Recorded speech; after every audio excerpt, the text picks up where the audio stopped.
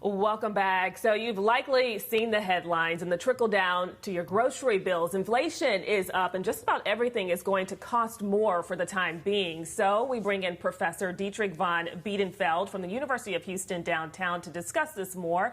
Good morning to you. Can you start by telling us, what the current situation is with inflation and what's causing it? There are a number of factors that influence inflation, and one of those major factors is, of course, COVID. And so there's a decrease in purchasing power over the economy. We're at over 3%. The Fed likes to see around 2%.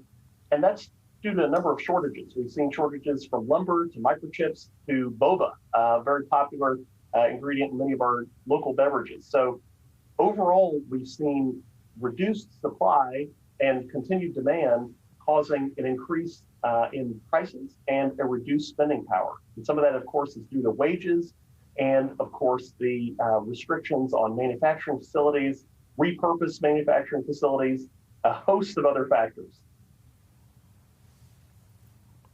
So what are some of the other clear signs of inflation spike, and how does that compare to other eras?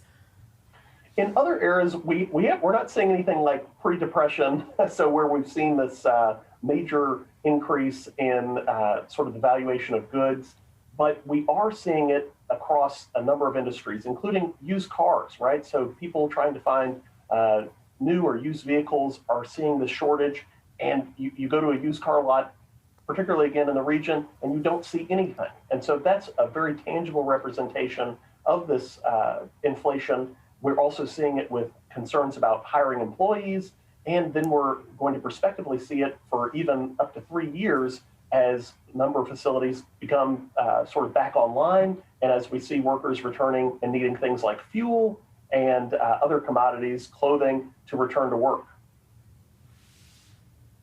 Right, so this is going to affect, or it is affecting a lot of people, but how long is this inflation spike expected to last?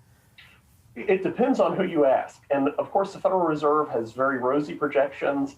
Some of the administration policies of the current presidential administration are anticipated to sort of spike our recovery and then reduce our inflation rate to a more measured level.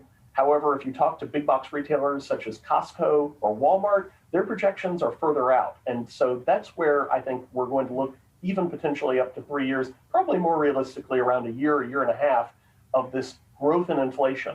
And the danger is that if wages are not commensurate with that increase in inflation, individuals are going to struggle to purchase groceries, fuel, and other necessary items to return to work.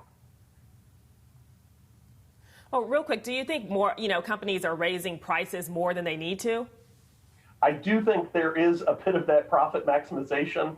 There is going to be an offsetting where there's competition. You don't want to over excel or exceed those capacities within the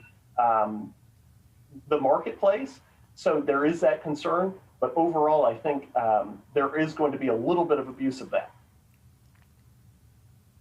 All right, Professor Von Biedenfeld with UHD this morning. Thanks so much for joining us and giving us your input. We appreciate it. Absolutely. Thank you.